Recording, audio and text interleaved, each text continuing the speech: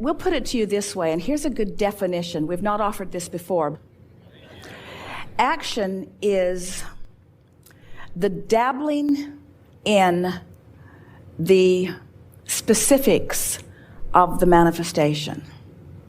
For the most part, most people are offering action instead of offering stable vibration. So most people are offering most of their action in order to compensate for the energy that went awry earlier because they were not aware of it in the earlier subtle stages. So if you're not aware of what you're doing vibrationally in the early subtle stages, and you've begun attracting something that there's a momentum coming, and when the grid fills in, there is a momentum.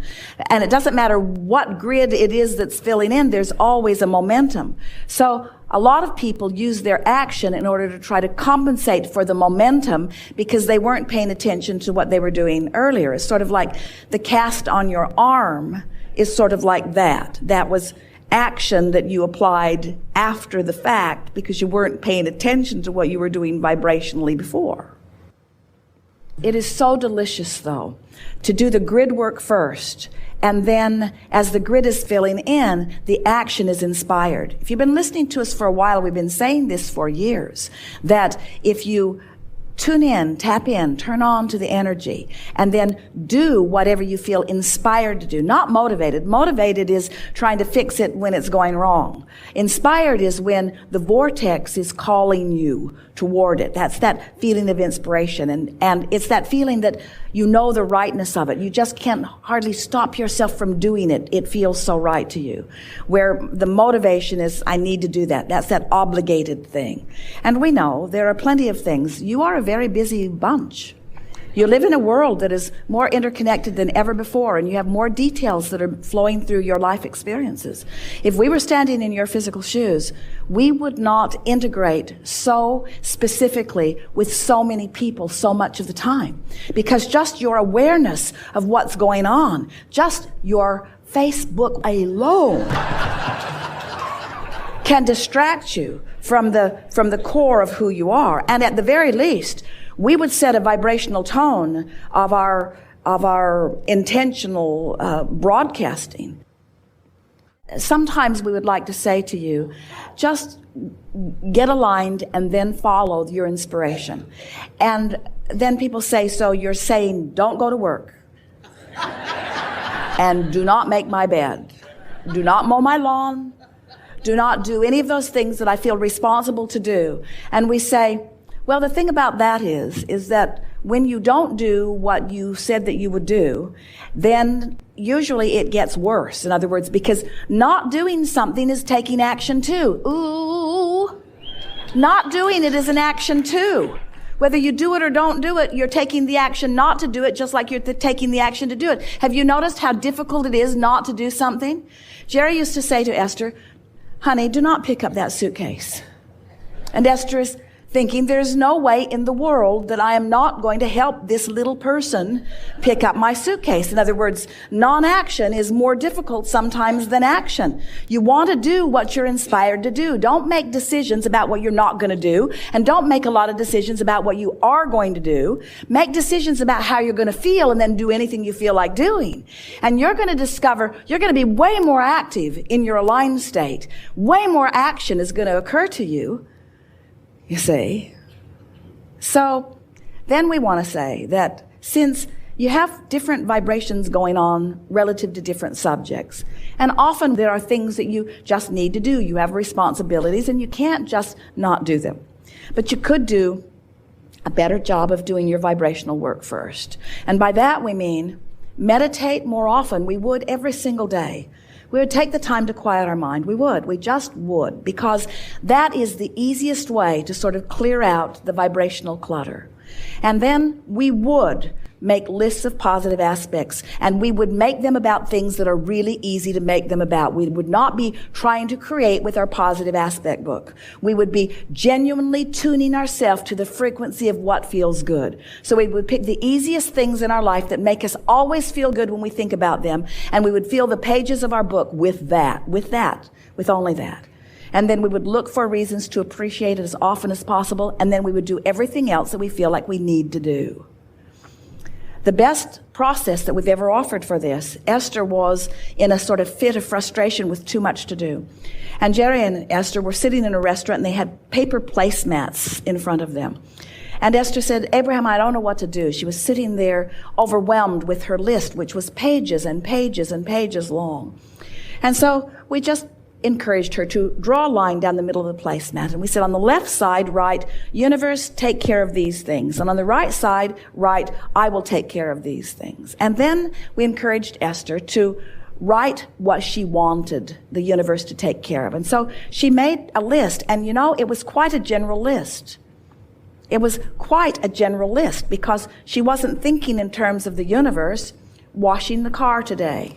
She wasn't thinking in terms of the universe doing those things. It didn't compute in her mind. So she wrote general things like help so-and-so feel better and help this situation sort of resolve itself. And she just put general things on that side of the list. And we encouraged her to go through her list and pick out the things that she really needed to do and then put everything else on the universal side of the placemat.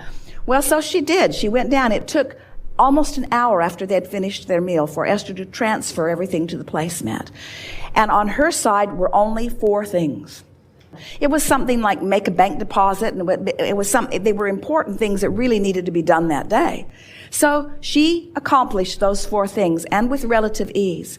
And to her astonishment, several of the things on the universal side of the placemat happened without her attention to them. And then she was off and running. Well, what this placemat process actually does is it teaches you to let go. It teaches you to let go of the angst because she only chose the things that she felt were manageable.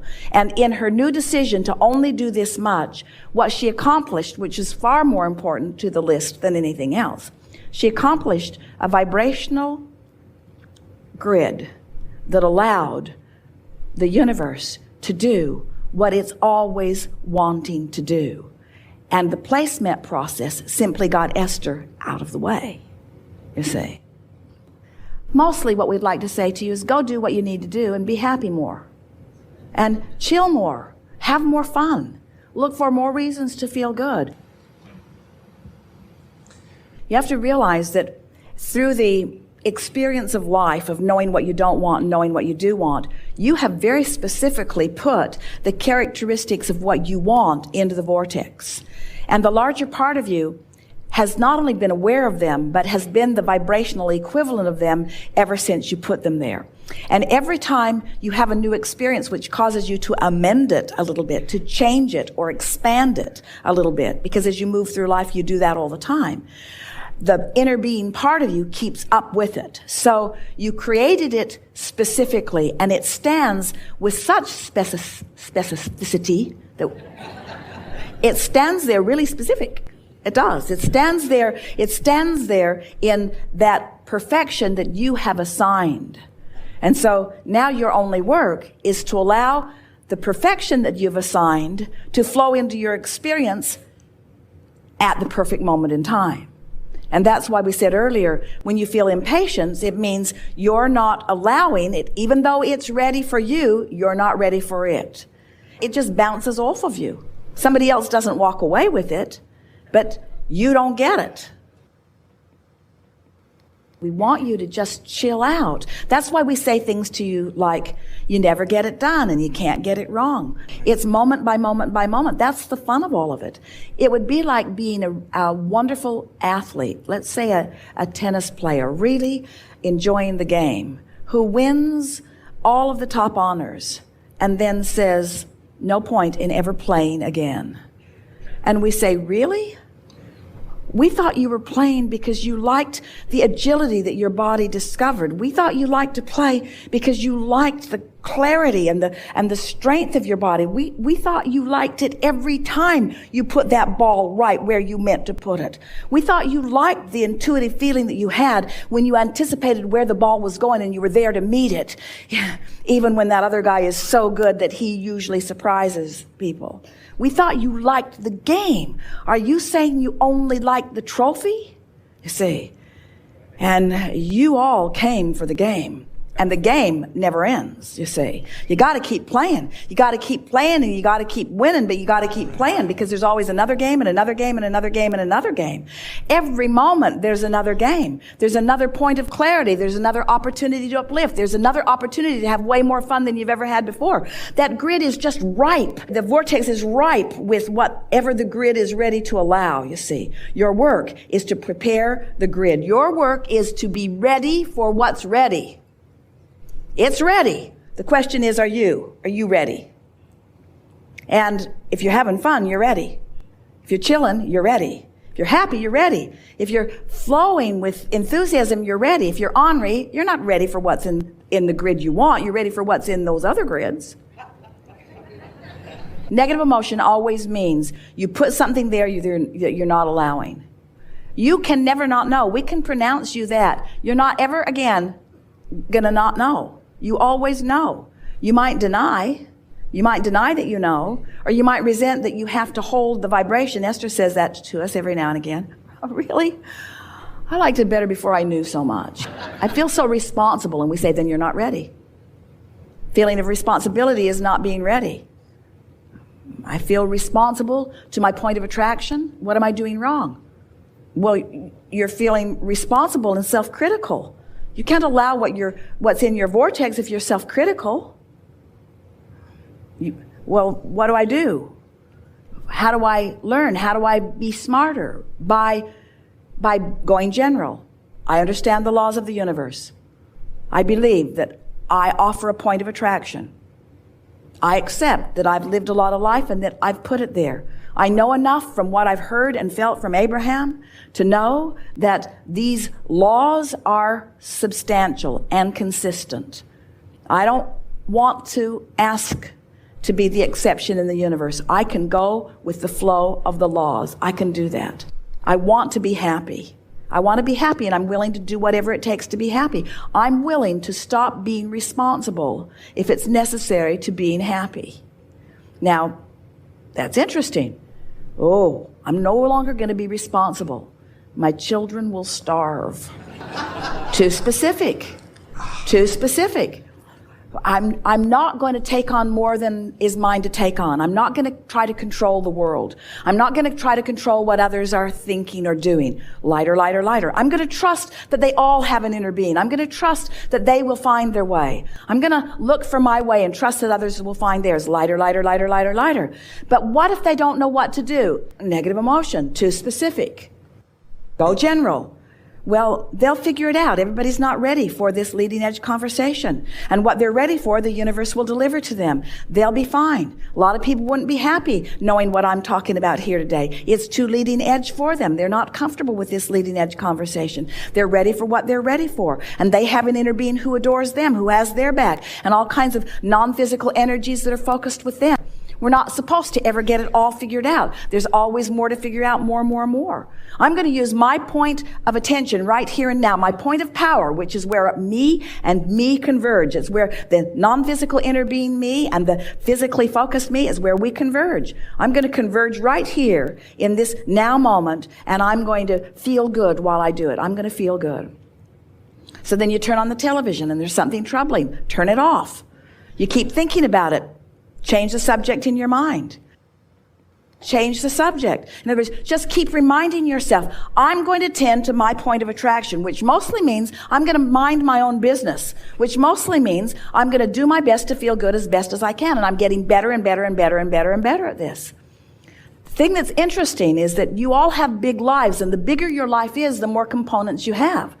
Sometimes you feel like you have too many moving parts. There's too much for you to control. But there's not too much for law of attraction to manage. And all you have to do is look among the moving parts, pick a target that feels good to you, focus upon it until you've established it as your set point, lock into it and maintain it, and then law of attraction will give you feedback to let you know how well you've done, you see. Find the general place and lock into it.